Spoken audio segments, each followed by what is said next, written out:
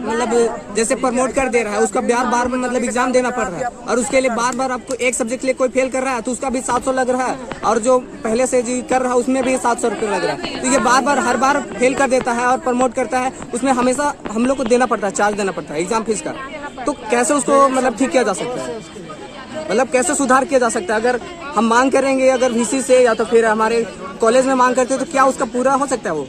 बिल्कुल, देखिए ये समस्या अभी सभी विद्यार्थी के साथ में। अब इस समस्या को समझ लीजिए कि कॉलेज का मने समझ लीजिए इसका अपना कमी को कहा जाए, या फिर यूनिवर्सिटी का अपना पैसा कमाने का जो धंधा कहा जाए ना वो कहा जाए, ये दोनों इसमें लागू होता है।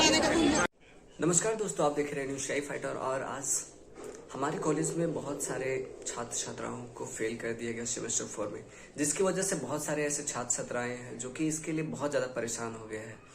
उनका कहना है कि हम लोगों ने अच्छे से एग्ज़ाम दिया था और हम लोगों को फेल कर दिया गया है। उनका कहना है आप लोग को लास्ट डेट आप लोग को दिया गया है और भराना शुरू हुआ है, तो कल से भराना शुरू हुआ है और 18 तारीख से आप लोग को परीक्षा का प्रोग्राम जारी कर दिया गया है। तो कहीं ना कहीं इस तरह का चीज भी है वो आपके और हमारे जितने भी छात्र छात्रा हैं उसके साथ में नाइंसाफी किया जा रहा है भाई। अब विद्यार्थी का रिजल्ट वो तो आर्ट्स वालों का तो रिजल्ट ही नहीं आया है, प्रोसेस भी नहीं आया है। हम कल परसों शनिवार को हम मिले थे तो मैंने जारी कर दिया गया, ठीक है ना, तो उसका भी है। और नई शिक्षा नीति के तहत जो सिलेबस है उसे सुचारू रूप से संचालित किया जाए, ये हम लोग का तीसरा मांग है। और चौथा में कि सीयूटी पद्धति को रांची विश्वविद्यालय में लागू ना किया जाए, इसको हम लोग मांग किए हैं। तो ये 4 हम लोग का मांग है, इसको लेकर के पहले हम जाएंगे, लेकिन फोकस हम लोग का भी वर्तमान में 1 नंबर में ज्यादा हम लोग करेंगे। अगर विद्यार्थी को बार बार अगर फेल किया जा रहा है ना, तो कहीं ना कहीं कॉलेज का मने नाकामी और उसका जो है मने कि समझ लीजिए वेतन लेकर के ना काम करने का जो मने इन लोग का जो बना रखे हैं अपना नियम वो कहिए, या फिर यूनिवर्सिटी का पैसा कमाने का ढर्रा समझ लीजिए। ये विद्यार्थी फेल नहीं होगा तो उसको पैसा कहाँ से मिलेगा?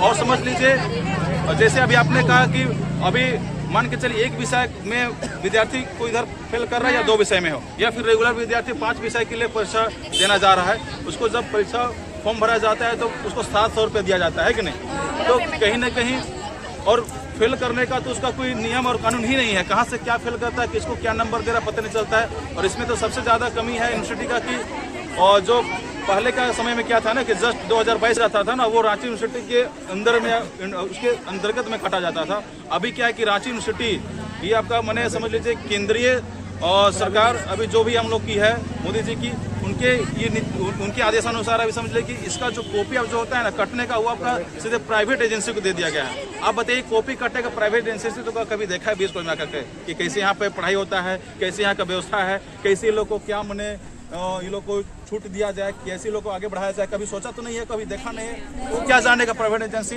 तो जैसे तैसे काट रहा है भाई। अब ग्रेस मार्किंग का नाम का चीज भी कुछ होता है, इसको पता है क्या है ये प्राइवेट एजेंसी वाला को? जब यूनिवर्सिटी जब कॉपी करती थी उसको पता रहता था, लेकिन जब यूनिवर्सिटी अपने आप में कॉपी करती थी तो कभी कोई विद्यार्थी को आप मैंने देखते थे होंगे ज्यादा संख्या में कि 1 नंबर 2 नंबर के लिए फेल होता था, क्योंकि यूनिवर्सिटी को पता रहती थी कि भाई 1-2 नंबर के लिए जो भी फेल होता है उन लोग को ग्रेस मार्किंग दे करके लोग को पास किया जाता था। लेकिन अब जो निजी जो कंपनियां क्या जानेंगे वो, तो कहीं न कहीं निजी कंपनियों के हाथ में पूरे जो कॉलेज का व्यवस्था को दे देने का जो एक उन लोग ने अपना लिया है नियम, उसी का नतीजा है कि बार बार विद्यार्थी एक ही विषय में रिकवरी दे रहे हैं या फिर रेगुलर जा रहे हैं। कोई तो ऐसे भी छात्र हैं कि रेगुलर एक ही विषय को रिकवरी 1 से लेकर 2 बार से लेकर 3 बार दे रहा है, तीनों बार उसी विषय में फेल कर दिया जा रहा है। और ऐसा करते करते उसका मन है कि सेशन भी आउट हो जा रहा है, पता चल रहा है कि यार मेरा सेशन आउट हो गया, हम एक विषय को रिकवर नहीं कर पा रहे हैं। तो भाई इसमें विद्यार्थी अपना जो ताकत है पूरा लगा रहा है, लेकिन यूनिवर्सिटी या फिर उसका जो निजी कंपनी है कॉपी काटने को समझेगा तब ना भाई। लेकिन कहीं ना कहीं यहाँ पे तो पूर्ण रूप से जो पिसा रहा है वो तो विद्यार्थी है। हम लोग का जो आम गुरुबा गरीब जो विद्यार्थी है, हम लोग का परिवार जो भी है, समझिए कि खुद ही चुनी बेच करके आलू बोदी बेच के हम लोग को भेजता है। 700 भी किसी को परीक्षा फॉर्म भरना पड़ता है ना, तो हमको पता है कि एक छात्रा को फॉर्म भरने के लिए सोचना पड़ता है कि हम कैसे फॉर्म भरेंगे।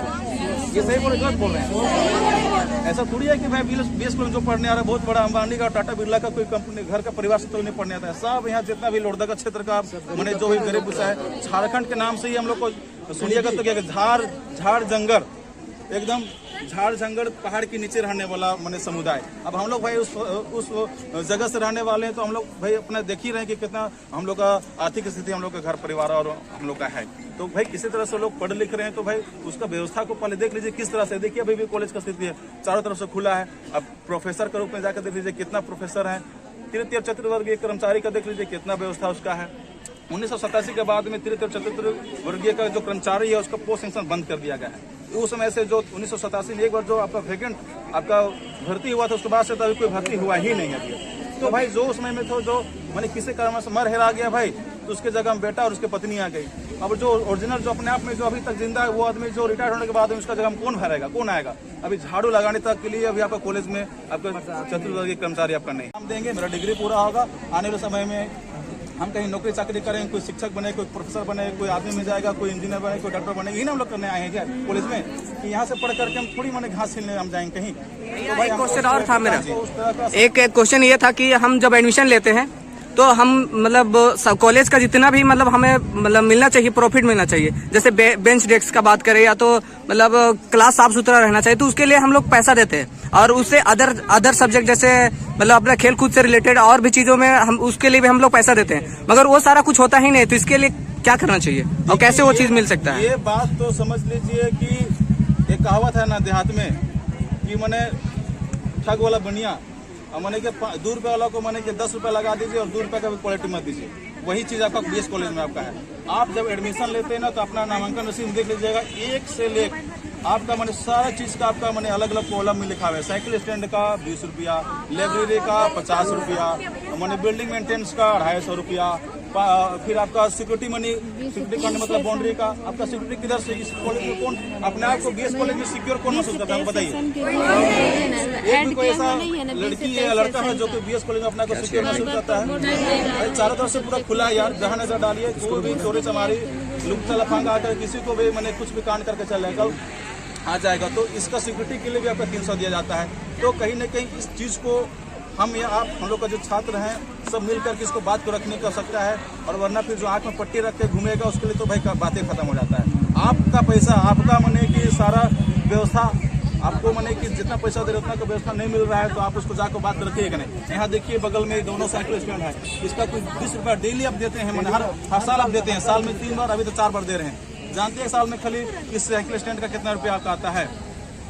आपका समझिए 1 करोड़ से प्लस खाली आपका सालाना जितना विद्यार्थी हम लोग पास 14-15 विद्यार्थी ना उसका मैंने सिर्फ इसका इसमें खाली पैसा देता है 20 रुपये के हिसाब से। अगर चाहेगा तो यहाँ का रांची यूनिवर्सिटी या बीएस कॉलेज इसको संगमरमर से इसको पूरा सजा सकता है पूरा इसको, और ऊपर में एसी लगा सकता है इस मैंने साइकिल स्टैंड में, लेकिन वो नहीं करेगा।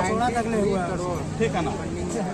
तो समझ लीजिए कहीं ना कहीं इसको हम लोगों को इस बात को आगे रखना होगा विभागीय रूप से, या फिर हम लोग का जितने भी छात्र देखता है या फिर हम लोग जितने भी छात्र समूह है इसको यूनिवर्सिटी तक जाके बात रखना होगा। उसका कान में इसको मैंने कि सुनाना होगा, उसको दिमाग में डालना होगा कि आप मेरे से कैसे मैंने कि।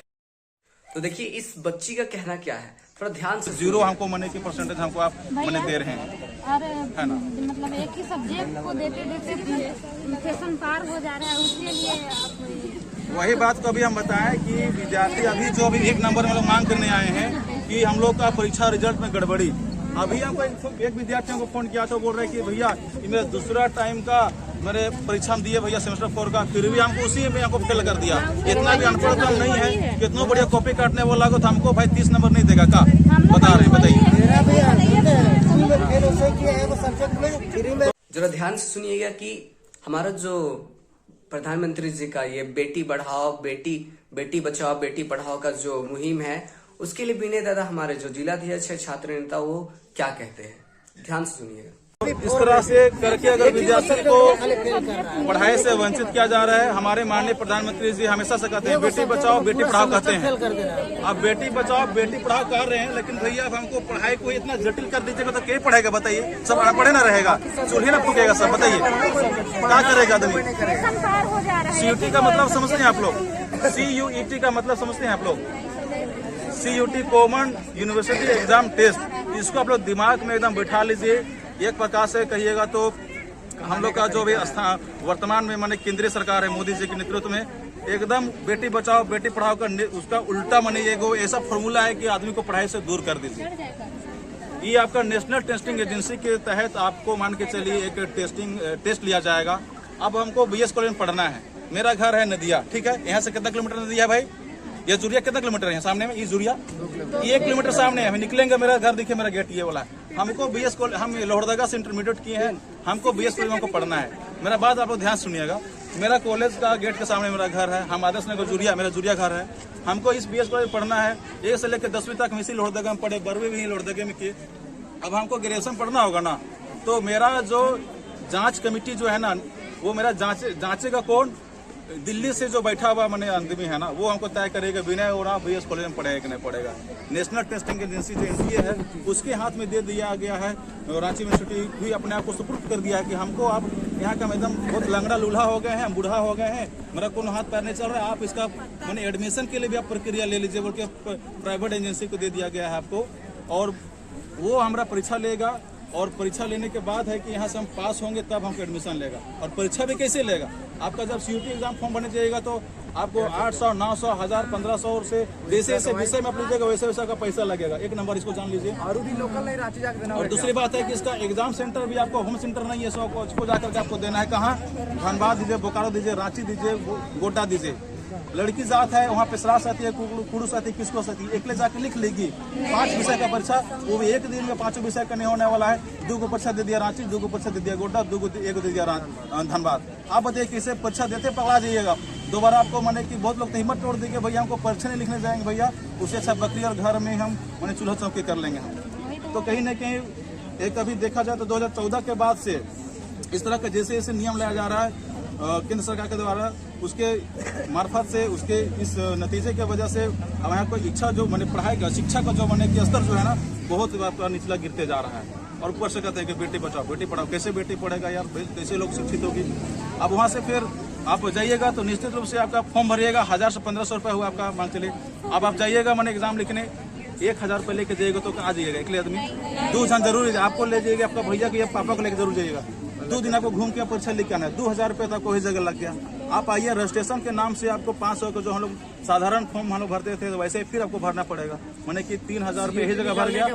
एडमिशन चार्ज आपको 2500 से 2700 जो है सो हराबे करेगा। मैंने 6000 रुपये आपका पैसा भी बढ़ गया आपका, और आपका परीक्षा देते देते आपका चमड़ी और आपका पैर का चप्पल घिस जाएगा, तब जाके BS कॉलेज में हम एडमिशन ले पाएंगे। तो ऐसे एडमिशन या ऐसे पढ़ाई व्यवस्था से मेरा कुछ मैंने उधार होगा नहीं? मेरा आने वाला जनरेशन कभी पढ़ना चाहेगा BS कॉलेज में? नहीं। आपका आने वाला जनरेशन कभी बोलिए कि BS में तो पढ़ो।